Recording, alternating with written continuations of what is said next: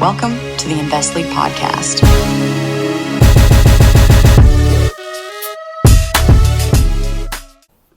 All right, what's going on, everybody? Welcome back to the Investlete podcast. Today we have another special guest, George Asafo Adjei, former Kentucky and New York Giants offensive lineman. George, thanks for coming on. Really appreciate it. Thank you for having me. Yes, sir. Just want to kind of get a bit of a background, maybe tell the viewers a little bit about yourself, and then we can kind of get into it. Yeah, for sure. So I would say growing up early on, I was not a football kid at all. I was a WWE major fan. I thought I was going to grow up and be Kane or something. I just had to figure out how to get the powers and all that stuff. But, fast forward, I was always a bigger kid. And around sixth grade, my friends were like, oh, you should come play football. But I was too heavy for the youth group. So I was like, nah. Next year, middle school, I tried it again. Like, I think I did pretty well. I, knocked some kid out. So they were like, yeah, we think you'd be pretty good. But I honestly didn't think I would continue playing football because the conditioning, I had no idea that side of football or sports existed, the staying in shape side. So we're running gases. I'm like, nah, I'm not. They got me messed up. Like, I'm not doing this again. So earlier on, definitely would have never thought I'd be here, but stuck with it. Had good coaches surrounding friends, a good support system. And I just stayed with it. And then I decided, if I'm going to do this football stuff, I don't want to suck. Like, all right, fine, I'll play football, but I'm not going to suck. So I was watching the best, some of the best guys. And a little bit even about that is there was another lineman that went to my high school. He actually went to Kentucky too. And basically I asked him for help in high school. Like, this is going into my sophomore year. I'm like, hey, obviously you're getting recruited and all this stuff. I didn't even think I could get recruited, but I just didn't want to suck. So I was like, hey, just show me how to play O-line, and, I got it from here. He told me no. So the guy he's like, yeah, nah, like, whatever. All right, fast forward. I'm learning by myself. I'm learning from watching the top players in the nation. And I'm literally just watching them, and then I'd go out to the field and just imitate what they were doing. So fast forward to my junior year, I started picking up some offers. My first offer was from Kentucky, the school that the dude that told me no, basically went to. So fast forward through high school, I did pretty well. I finished out as like a top recruit in the state. Ended up committing to Kentucky. And then my true freshman season, I actually started over the guy that told me no. So that's incredible. That's incredible. That was like a full circle moment right there where that's awesome. I come in and then take his spot kind of thing. So, that's cool. Like, I always like saying that story for anyone out there. Like, life can be a weird journey. That's a great story. I'm sure he doesn't like you telling that story, but I'm sure. Yeah, I don't care. I don't care. He'll be all right. I didn't say no. I'm just telling the story. That's awesome. That's funny, man. Yeah, so he'll be all right. But so ended up I played all 4 years. Got drafted to the Giants. I ended up having a very short career just due to injuries. I had a bad concussion. And at that point, I was like, I'm good. Like, I want to be able to still talk to my family one day, you know what I mean? Like, not be cooked. So I was like, I'm gonna just call it off. And then at the same time, I was very entrepreneurial minded. That started in 2017 in college. Too bad we didn't have NIL because I'm telling you, I would have shattered records. I'm telling you, Yeah, I had these ideas back in college. yeah. I mean, and also Kentucky, your senior year, you guys were nasty. So Yeah, like, yeah. yeah, but we'll get into all that. But yeah. Nah, facts. Yeah, nah. I didn't know you did a little research. Yeah, Yeah, we're yeah. I good. mean, we're familiar with some college ball and who you played Word. with, so we'll get into all that. But I think LSU, I think he had a question to ask before we get started. Yes. No, I see you're dripped out in the all Kentucky right now. I'm a little curious. Are Yeah, you tapped in right now to March Madness at all, or they're playing yeah, right now? yep. Santa against Santa Clara. So Yep. hopefully they get this dub. Last I watched, they're winning. So we'll see. Yeah. You do your priorities though. This is definitely number one on that list. But just looking through it, of course you grew Right. up in the Bronx. Then it seems like you ended up moving to Ohio. So would you Yeah. mind walking us through a little bit what that transition was like? I was gonna ask you how if that is what got you into football, but it seems like you already tapped into that a little bit as well. But maybe what it was like moving as a kid at such a young age. Yeah, yeah. So yeah, I lived in the Bronx until I was like 7, actually maybe like 6. Moved to Cincinnati.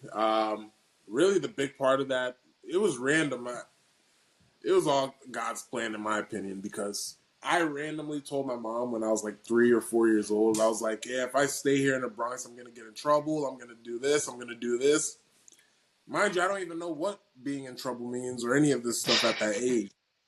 So it's like weird that I would tell her all these things, and then she took that serious. So we moved out, and then fast forward, football's out there in the Bronx. I don't think I would have played football, to be honest. Maybe Yeah. basketball, but yeah. Yeah, you also mentioned Kentucky was your first offer. We saw you had offers from many major schools. So I know you said that was your first offer, but what ultimately made you choose Kentucky outside of all your other options? Man, I would say I visited, but I'm too simple. It's bad, but I just visited there the most time, so I was just more comfortable and familiar. And then I was like, yeah, I think I'll go to Kentucky, and then that was it. Like You super simple. you think your former high school teammate maybe put in the word for you, and then kind of bit him in the back a bit? Uh, I don't know. I don't think so. I doubt it, but um, I'm sure while I was getting recruited, he was definitely incentivized to try to get me to commit for sure. Yeah, for sure. Yeah. And in practice, of course, you had Josh Allen, who you had to go against all the time, a top 10 pick to the Jaguars. So I'm curious, do you credit maybe some of your success to having to go against him all the time? Because Oh do you yeah. think that maybe he Oh my would God. credit some of his success to having to go against you also? Or No, absolutely. It would be both ways because, like, number one, we came in there, so me and him came in together, and I was always like a leader minded. I just wanted to win. I didn't want to suck. yeah, I didn't want to be part of anything losing. So I came in with that, and a lot of people also came in with that attitude. We were in that phase of Coach Stoops rebuilding the program and all this stuff, so we were like, yeah, man, we're not gonna suck. Like da da da. And even earlier on, like I was way ahead of Josh. Josh literally like as the years went by, it was like, oh shit, nah, Josh is like the real deal. So that's how it was. wow. Earlier on, like he played as a true freshman as well, but it was nothing crazy in practice. By junior year, it's like, oh yeah, nah, he's a problem. I feel like your class, or I guess like the 2019 NFL draft class that came out of Kentucky, like you guys had a lot of picks. Like you Oh kind yeah, of contribute a lot of that success to each other. Like I feel like you guys came in at the same time, developed together. Like yeah. that brotherhood probably really stuck, right? Ah, absolutely, absolutely. I like I said, I think it's the leaders that actually decided like, hey, we're not who cares if that's Bama or whatever. Like we can do the same things they're doing. You know what I mean? So like, let's stop playing this stupid game of oh, this is Missouri. Or we decided we didn't really care about that, and it bled into workouts. It bled into everything. So the young Bulls knew like, yo, this is a different Kentucky. Like we do not accept losing, that kind of mentality. So I definitely. Yeah, I gotta ask, like, how was blocking for like an All American and Benny Snell? Like that was probably Right. I mean, beautiful. you made him look good though. You made him Yeah. look good. It wasn't just him. Hey, hey, facts. I appreciate that, man. Nah, it was beautiful, man. It was beautiful. Like, it was a work of art. We would just do our thing, and I would look next to me and just see him run past me, and I was like, all right, cool. All right, let me just jog down the field now, and hopefully he does his thing. Yeah. Yeah, we also saw you beat Florida that season at Florida. So do you remember that game a little bit, or because that was a really Oh, good team, definitely an upset at the time, but I'm sure for you guys, you didn't really see it as an upset. But right, right. No, absolutely. We were still psyched about it because we hadn't beaten them in 32 years or something, 31 years. wow, So there was always this cloud over our head, like, oh, you got to end the streak. Oh, you got to end the streak. So it felt good to go there and do it, but it also felt better because like that game. I knew like, yeah, our team is a lot better.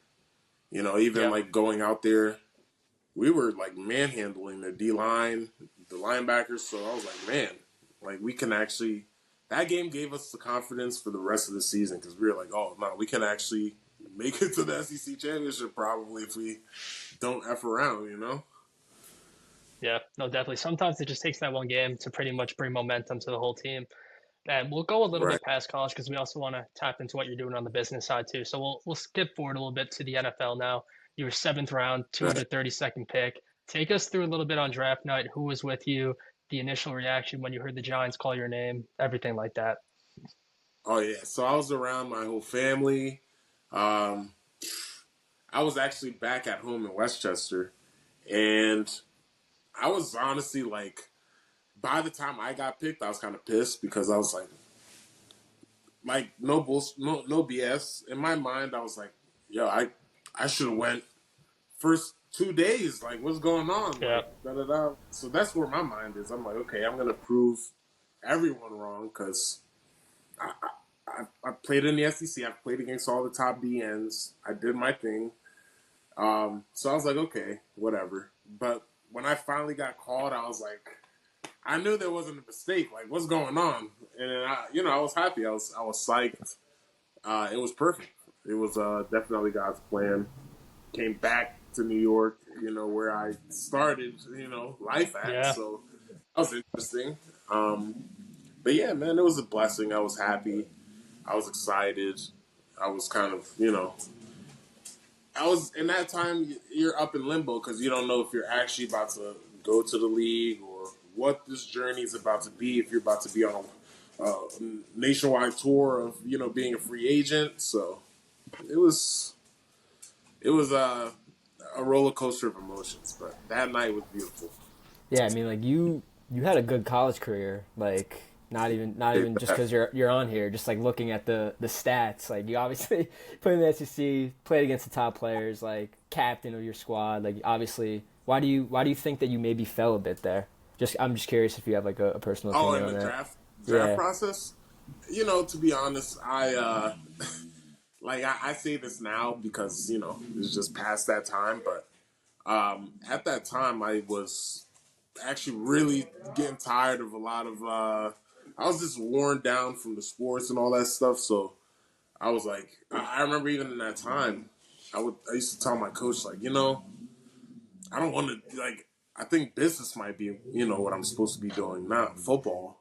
So there was that. So I think that might have played into it a bit because the coaches got to be honest, and I was super. Again, all these ideas were back in 2017. So after a year, I'm like, dude, I can make a lot of money from Groove Club just saying, screw this and go make a couple million here. So that's my yeah, mindset. But you know, God had different plans. I actually got picked up, but I think that's why I really fell was I was 1,000% sure I was gonna be like, nah, football isn't it. Nah, screw that. Let me just go do this. So that's what it was for sure. yeah. I think the last thing you want to see as a man of your size having a chip on his shoulder, though. I'm sure that gave you one going into training Oh yeah, camp, everything like that. I'm also a little absolutely. curious though, because you came in. I know Liam's a big Giants fan. I'm not personally. But you also came in same draft as Daniel Jones. Were you, I guess, maybe a little excited to see what you could do with knowing the Giants just drafted what was looking to be their franchise QB? Were you in contact with him, talking about potential training camp, what the season looked like? Yeah, like you know, to be honest, I didn't really care who, the people that I came in with. I didn't care. I was just like, all right, this is my new team. This is where I am. Get better, be consistent. That's the name of the game. Like, we would chat. We would chat, go to eat, go out and eat, have fun and all that stuff. But, I wasn't like, I never questioned anyone because they drafted these people for a reason. So Yeah. at that point, it's just, we're just really seeing, all right, what can we do here now? We were balling in college. Now we're at the big league. We all got to be on point. We knew that. But, yeah, I wasn't really being like, oh my gosh, I'm here with this guy, this guy, this guy. So, nah, I didn't. I didn't even, I'm not even joking. I didn't even know who they were. I'm not even joking. So, Focused on Yeah, I yourself. feel like that's like pretty common though. Like I feel like a lot of like when you're in the sport and like you're dedicating so much time to it, like you don't really care who's playing in the ACC and like who's playing. Like you don't care about that stuff. Like you're just right. worried about like your own squad. So yeah, that makes sense. Yes, yeah. I didn't even know. I had no idea. So, All eyes were on Sunday. No, I get that mentality. Um, but talk me through a little bit. So I guess the training camp, unfortunately, do have to bring it up a little bit. It seems like you had to leave the sport a little bit, not on your own terms, which I know can sting athletes a little bit. But you, of course, rebounded as well as right. anybody could, pivoted very well into the business world. So I guess talk us a little bit through that. Maybe when you realized football was no longer really an option, and how you pretty much rebounded right after that. Yeah, yeah. So, mind you, that first season, I had that concussion. And that's shortly not after I've already been in the mindset of, yeah, I'm business. Like, I have all these ideas. Why blow my brains out, cutting off the 4i when I can make, the same money doing this over here. So again, that's still in my mind. Also, it's still in my mind is, okay, I've had this concussion and I've had these horrible symptoms for like months now. So by the time they cut me, I was like, okay, like I I wasn't sad. I had an opportunity to go to Seattle after, but I just told my agent, I was like, I actually want to figure out what's going on with my brain because something's messed up. Like having migraines all day, every day is not normal. At least I don't think Yeah. so. So yeah, I wanted to figure out what was going on. So at that point, I think I really cut the cord with football and just my future. I was like, let me go in this direction. And I was actually happy because this was the first time I was full time. Now I'm going to focus on, my business ventures. So, That's awesome. yeah. No, I'm happy to That see that you're doing yeah, well because that's I know sweet. for some athletes it might be a little tough, but you're able to, I guess, make a little bit more light of it and pivoted very well. So I just want to say congratulations on all of that. Nah, thank you. It What? definitely not as easy as it looks, though. I'll tell you. Yeah, I'm yeah. sure. I'm curious about like when you stepped away from the game, like you obviously had these symptoms. Like this isn't anything to do with business, but how'd you kind of like maybe get better and like Mhm. work on your mental health? Like I know because I'm interested also in like the alternative medicines that athletes go through. Like a lot of them maybe smoke cannabis or go to like cranial, like I'm not sure if you're familiar with like craniosacral and like all these like alternative stuff. So kind of curious about how you kind of combated that. Yeah, so, I tried a lot. Like, I did nerve block shots. I did, they would put me on some medicines. I did all this stuff that it wasn't working. In my opinion, it was making me more moody, more just irritable, just dumb stuff. So I agree with other athletes when they seek alternate medicines. I'm actually huge into that. I take like magnesium, uh, go to colostrum. So there's like a lot of stuff I take, even cannabis, a great medicine. Like I highly recommend that to any football player because we're in a space where you're supposed to be, like wired, going, da da da. And then a lot of people don't actually know how to turn that off because that's just who you are. That's your identity. So, that's not good to be out at the store and you gotta learn how to chill. You actually need to relax, and decompress. So, I'm big into the alternative medicines. I'm actually not with pharmaceuticals. I'm totally against that. I don't even partake in it. I am fully natural. That's pretty interesting to hear, and definitely would love to catch up with you on that at a different time. But Yeah, yeah, yeah. wanna really pick your brain on this, on your business ventures. I'm super interested in a couple of your endeavors. So yeah, I mean, feel free to kind of take it away what you're currently doing and explain to the people. Yeah, so GeNi LLC is my umbrella company, and that is over Club U, Groov Club, Genie Meals, the whole nine. I have different ones like Fan Utopia and Gym Rivals, Bar Wars. So a lot of these are just simple marketplaces for different industries. Groov Club is one that is really for all. Hmm. It's a service booking place where you can book a barber to your home.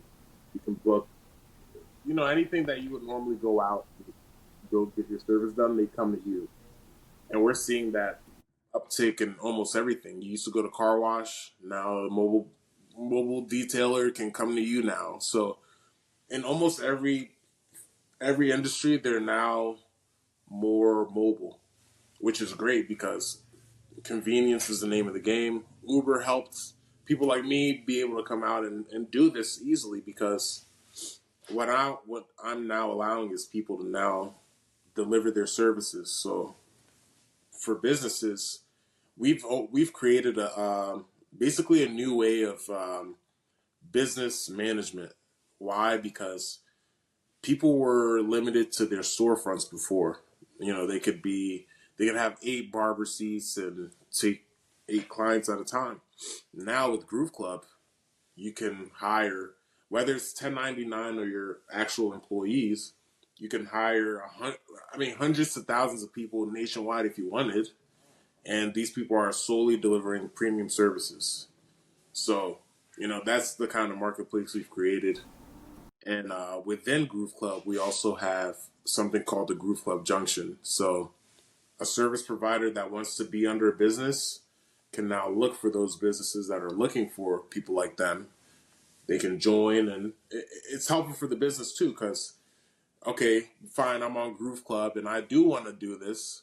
Where am I going to find these employees, or where am I going to find these contractors, or whatnot? Boom, right on the platform, Groove Club Junction. So I kind of connected Uber with LinkedIn, with like an Angie's List. So That's a great idea. So it's acts as like a, not only like a service provider, but also almost as like a recruiting platform where like employers could absolutely, hire.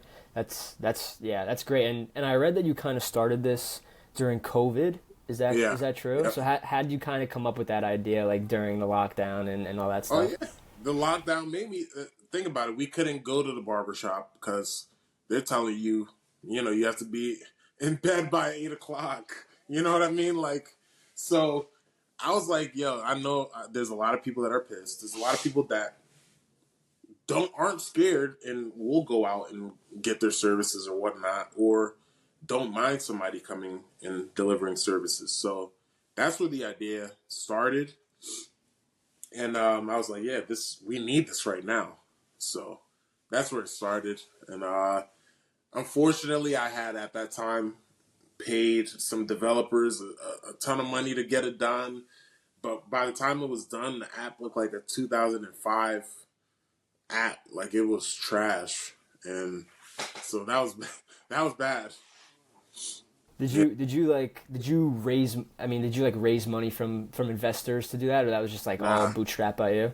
Yeah, bootstrapped. Yeah. So I Yeah, mean, it's crazy now because obviously, like I'm sure you're familiar with like all the AI tools that you can yeah, literally yeah, tell it what to do now and make an yeah, app. Like it's yeah, wild. I just like play around with it sometimes. I go on like Lovable or like Base 44 or something like that, and I'll just like yeah, type in like make this, and it just does it in like 2 minutes. It's yeah, yeah, wild. yeah. But okay, Totally. cool. So are you like consistent like working on it? Like what's kind of your day to day with that business since it's more of like a marketplace? Yeah, so with the marketplace, I actually use AI to automate everything. I Okay. use something called Marbleism. So that acts as all my employees. So with the content posting, um, blog writing, the whole nine, they do it all. The only thing I do is basically see who's signing up. But to be honest, I'm more focused on the Club U and my clothing brand. And Yep. where Yep. like a lot of my focus is on just because I'm in that nightlife scene heavily now. So, that's just, yeah. Yeah, talk a little bit. I know you. I saw your LinkedIn. I saw you just like kind of announced Club U, or like you just kind of made a post about it. So super interesting concept, and cool that you kind of automated one business. So now you're focusing on your clothing brand and this. So maybe Yeah. walk through like what you do day to day for Club U and your clothing brand as well. Yeah, absolutely. So, yeah, for Club U, for example, I'll wake up, see if we have any bookings because what we offer clients are like three phases. So they can either list their own party, um, list whatever price their party is, whatever. And we do that because we want Club U to be a party marketplace. So instead of the normal way people go out is going to all these bars, clubs, etc., the numbers are dying down. Like at least out here and near me, the Totally, numbers are totally. dying. It's bad. I'm seeing studies about like alcohol consumption levels going down, Going like down. Yep. like imports going down. It's yeah, so it doesn't surprise me. Yep. But yeah, continue. So based off studying these trends and seeing that, I was like, okay, people are tired of getting stepping on someone's shoe and now they're getting beat up. Like you don't want to go out and deal with that. So we want the party space, the bar space, the club space to be more private. Like there's this vibe. This is an Afro beat party or whatever theme it is, and this one they're having a techno kind of theme. So that people can be like, oh, okay, let's see what options we have. Go on here and actually go to these parties. We don't want it to be like I think it's called event. It's, there's a website where you could basically go and buy tickets to events and all that stuff. We're not like that. We want it to be an actual like party vibe kind of deal. And then the second side of it is we offer our packages. So if a party host shows up to us says, "Hey, we want to book you for the premium party package," we bring them security, bottle girls, cocktail waitresses, bartenders. We decorate whatever theme they want it to be. So that's the second side of it, and we definitely want to marry the two, where a lot of people are coming to us for the whole nine. Hey, we just need everything, and then boom, we set it up. And we also have another thing similar to the Groove Club Junction, where these professionals like security, bottle girls, etc., they go on Club U, they can join, and then let's say a party books us tonight, and they need the security, da da da, and this, it automatically posts those gigs. So whoever wants to accept it, they click it, and then the party signal. I was gonna ask that. Are you kind of integrating that like that business with this one? So that's interesting. What happens if like do you have people signed up? Like is that kind of like the hardest part is getting people on the platform and then Oh having yeah, them accept? absolutely, Yeah, absolutely. I have people signed up, but it's like people who are in my immediate area, because I'm running yeah. ads right now. One of the things I'm helping to get Club U out is I'm hosting Club U parties. So, for example, at 10th and Willow, we're going to do every Monday. It's going to be called the Virgin Hour, and it's mocktails. Like, you'll have access to our a special mocktail menu, all you can eat, food laid out. And basically, it's a space where professionals and creatives and all that can get together and eat and whatnot. But I'm seeing that that might be the future of going out is these little privatized, this is my people, my circle, my vibe kind of thing. So Yeah. Yeah, people, I don't think, like, to your point, people don't want to, like, go to the club, step on someone's brand new Jordans and then get yeah, punched in the face. Like, that's yeah, just not, exactly. like, that's not ideal. So I Yeah, think, like, the exclusivity aspect of, like, private, like, nice little lounge type vibe, like, yeah. yeah, that makes sense. I mean, are you, like, kind of, like, what happens if, like, are you, like, doing security if you don't have enough gigs? Like, how, Nah, nah, how involved are you there? nah. See, and that's the beautiful thing with networking is I know people I can hit up like, hey, I need 3 security guards for this party in New York. I'd hit them up and then get it done. So that's the good thing of being in the nightlife spaces. I know several owners of different venues, people that own security, like not own them, but are managers of the security companies and whatnot. Bottle girls, I Hmm. have access to them, so that's helped me have the base where if I get booked right now, I have the people. Hey, boom, boom, boom, boom, boom, and they're also signed up too, so it's like they would see it automatically. They would get notified. Do you think maybe your like network as like a former professional athlete and like a former college athlete, like has that helped you? Has your involvement in sports kind of helped you like branch out to maybe different circles that you didn't envision, growing up? Absolutely. I mean that, like I say, that's like one of the biggest blessings because you know, I mean, I walk anywhere and they're like, "Did you play football?" Yeah, yeah. So automatically that right there gets me familiar with people much quicker. They're more open because they're like, oh, okay, da da da. So definitely that for sure helps.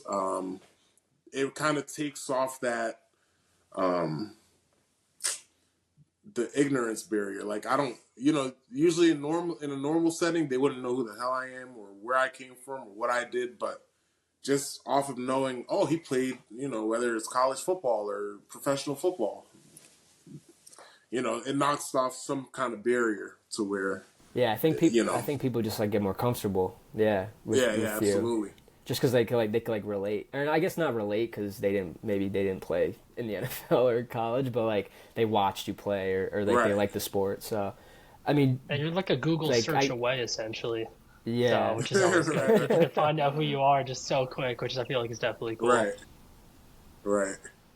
Was your like did you like maybe take any classes in college or like what kind of skill sets have helped you to maybe develop the business mindset, or like you said you were kind of always entrepreneurial, but obviously Yeah, you had to kind of refine those skills. Has it just been through like experience running your businesses, or maybe something you learned? Do you have a mentor?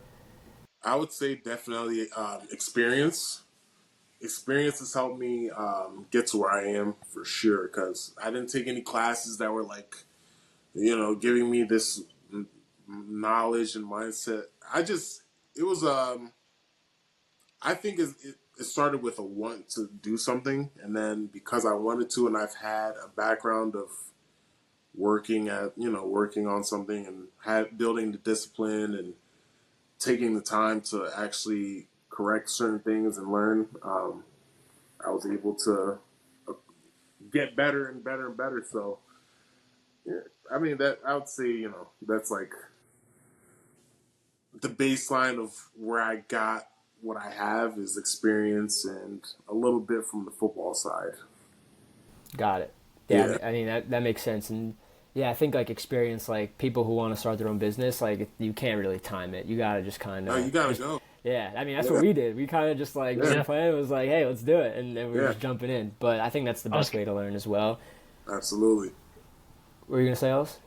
Yeah, I was gonna say, George, it seems like you pretty much, but your timing's been very good because it seems like with the actual COVID happening, you knew people still need to get things done. They still have pretty much the way it is. They have to still get things Yeah. done, and you pretty much found ways to make people still be able to do so without having to leave their house.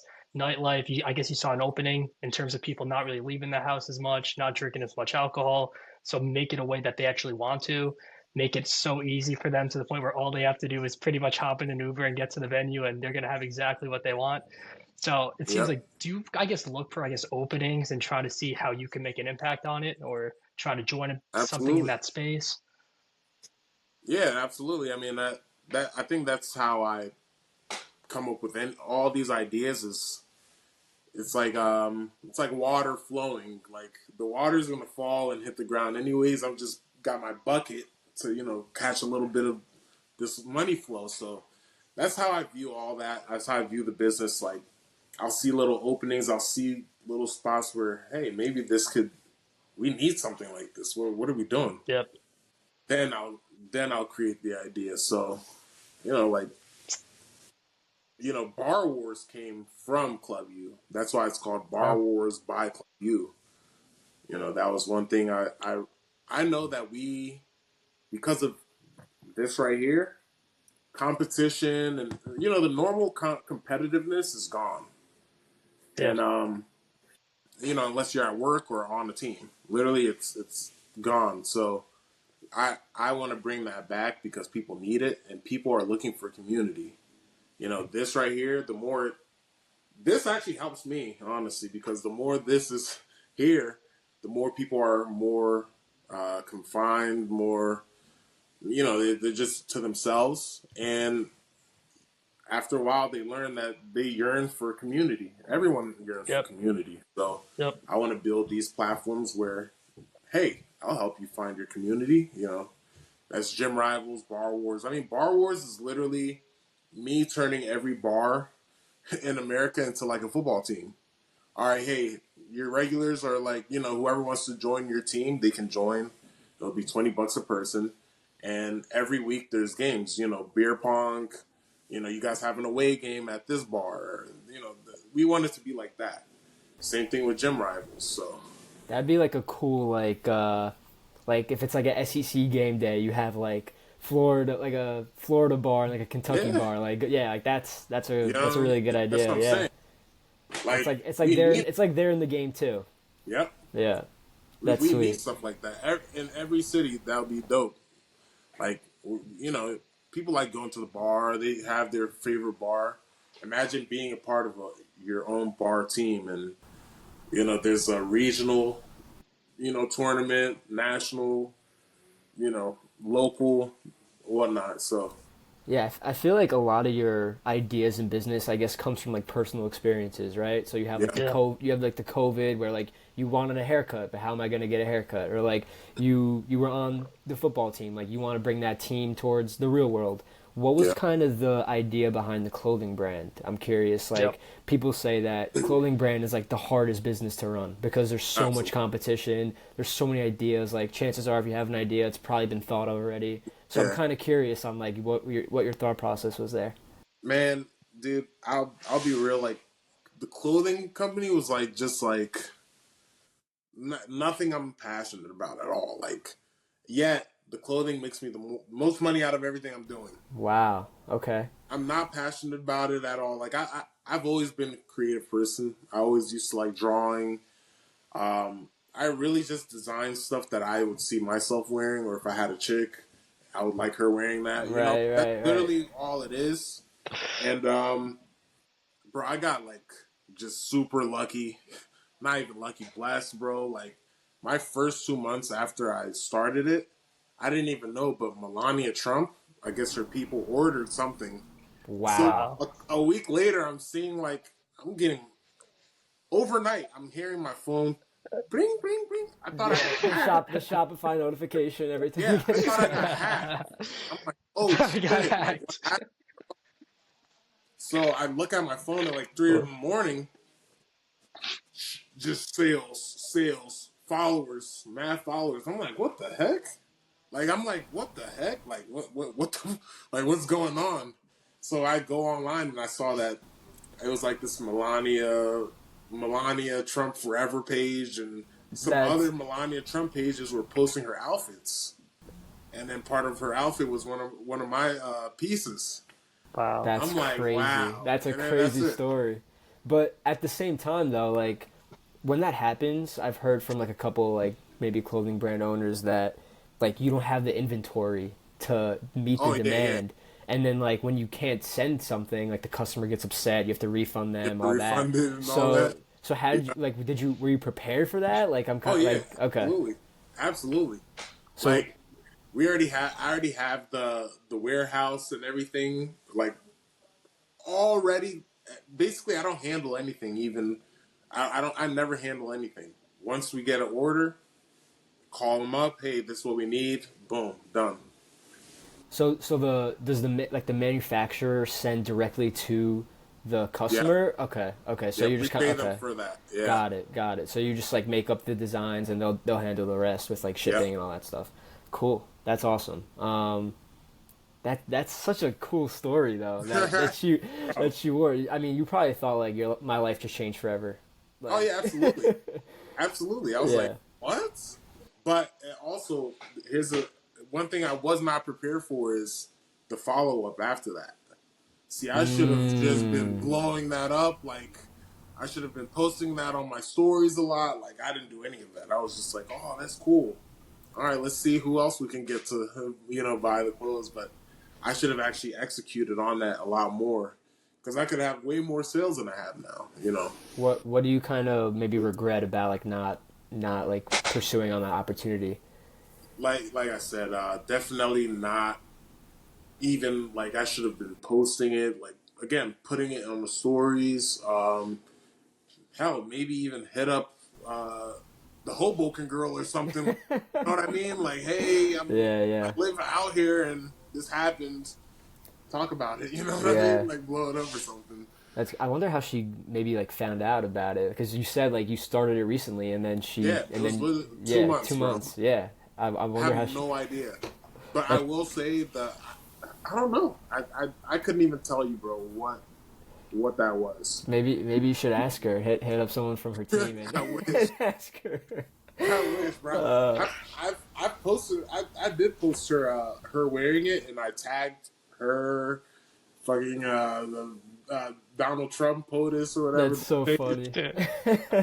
they didn't view it, but I Still tried. though, I mean that's a great accomplishment. It seems like I mean all three of your. I mean obviously it takes a lot of time, but you Yeah, also yeah. have like a good team around you to kind of manage that as well.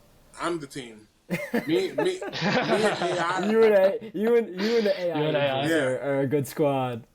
man. Do you like maybe envision yourself like ever partnering up with someone or Hell like yeah. or All I'm waiting for is people to buy into the vision, and all right, you like the idea? All right, great, let's go. so That's really it. so what's like the next plan in terms of like maybe getting investors on board or like people to buy in? Is that like your number one focus right now? Nah. The number one focus really is just to see what organically will make this go. I'm trying to learn what Yep. organically will make it go because right now it's just my word of mouth telling people, but that's not enough. Like, I think I need to actually like put it out there. Like, actually officially like put it out there. Maybe print off some little QR code scans with a little Club U picture or something. Put it around Hoboken. Like stuff like that. I think will really. I'll see at least what works organically because I've been putting a little bit of money into Meta Ads Manager, and I'm like, I don't know what the hell I'm paying for right now. So Yep. Yeah, I yeah, mean that's definitely like tough, but at the same time like you just gotta try like obviously you're just trying stuff out and seeing what yeah. sticks. That's sweet. Well, don't want to take up too much of your time. We kind of do this. I mean, also all the game that you just dropped was very valuable for our viewers, so thank you. Much No appreciated. problem. But yeah, I'm sure you got it on. But we do this little segment we called well, we don't have a name for it yet actually, but it's just like Uh, a bunch of blitz questions that we have where we kind of just like maybe overdo it with like the one liners. So the I think Ellis had a maybe first question that he always likes to ask. I'm actually going to switch up my first question just because I Okay, saw you okay. got 34 reps on the bench. I'm curious, what's your max Uh, bench? 34 reps is crazy. So I'm just curious, what's the most you've ever put up? What's your PR? for like Oh, no, total not bench. 225. Just, no, maybe just one rep max. Oh man, I've done 4 plates on the 25. So 4 plates and a I 25. know 4 plates is what, 405, Yes. 4 or Yes. 5, yeah. and a 20. So 455. Yeah, 455. Oh my That's it? God. Yeah. That's You it. just put up 3 of me. Right. That's so I've done funny. that. I've done that for like 2 reps. I tried to do 5 plates for 1, but I couldn't hit it.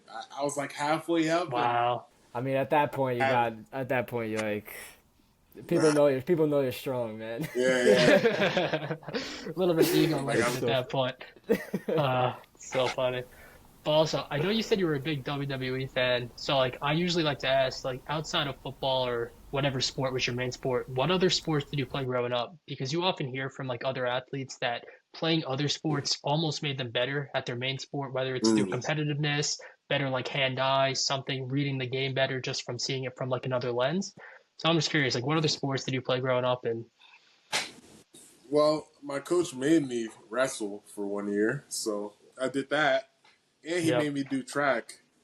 wow. I'm sure. Wow, what were you doing in track? No, I didn't. I definitely didn't run. I Or was doing something. the discus. Okay. Yeah. Nice. Yeah, nah, That's so running. funny. Nah, nope. Do you think wrestling maybe Probably. helped you with like the conditioning aspect? Like when you got to college, you were kind of just ready to go. Yeah, absolutely. I think even more than that was just the extra work I was doing on my own time.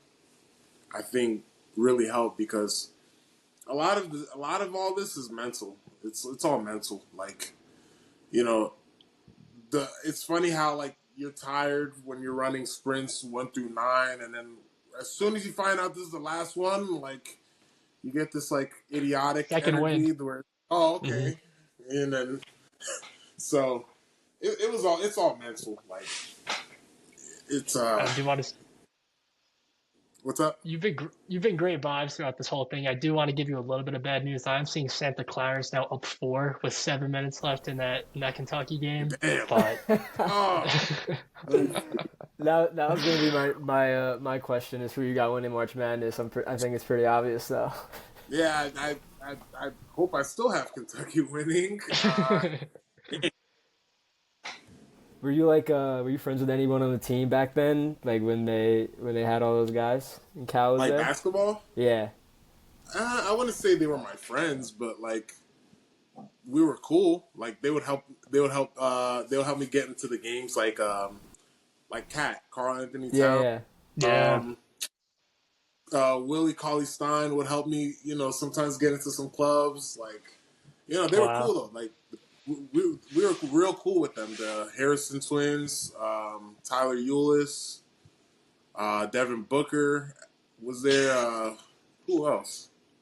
Kentucky had some dogs. That's stacked. Stacked. Nah, they were stacked. Yeah, the whole team. Like the first 2 years I was there, I'm pretty sure every single one of them left. Like, they're going to the league. Yeah, they were gone. It took like 5 days before you even got to Devin Booker, which is crazy. Yeah. I know we touched on this earlier, but the NIL stuff.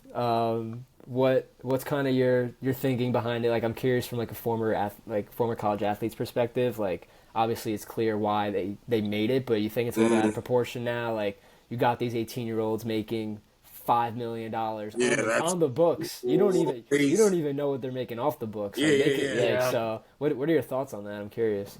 Number one, it's crazy. Number two, I'm happy. I'm happy Are you like a little bit jealous of that? Hell yeah. What? Yeah. Are you crazy? I understand that. Yo, I would be too. Yeah, I'm telling you, like, especially what we did at Kentucky, we would probably broke records, NIL records. Yeah, because the NIL, like the boosters there would have been going stupid for you guys. They'd be like, oh my gosh, we're 3-1. Give them $1 million each. Like, they would have been going crazy. Your DMs after that Florida game? Oh man! Oh gosh! Yeah, I would have been in a Rolls Royce. They would have been in a Rolls Royce. They would have had a Rolls Royce by the time I flew back to bro. Oh, that's great. I missed it, and especially as a business-minded person. Absolutely. Imagine Yeah, what you. Groove Club would have Yeah, been. yeah. Holy shit. Also, it's just like you probably would have. I mean, I'm sure you're very smart with the bread, so like you probably would have spent 5% of that and just Oh invested yeah. everything else into the market or your business or Yep. anything. So, I mean, that's tough, but happy. Obviously, I'm sure you're happy for those kids. Oh, yeah. I hope they do the right thing. Yeah, See, that's yeah, why I build my platform so I can get them to join join my platforms. You know. yeah, Yeah. Dude. totally. Absolutely, man. Well, I mean, I'm sure you got to run to finish this Kentucky game, but really appreciate your time, George. Enjoyed this conversation for sure, and yeah, thanks for taking the time to chat with us. Yes, sir, man. Likewise. Awesome. Thank you, man. Appreciate you, George.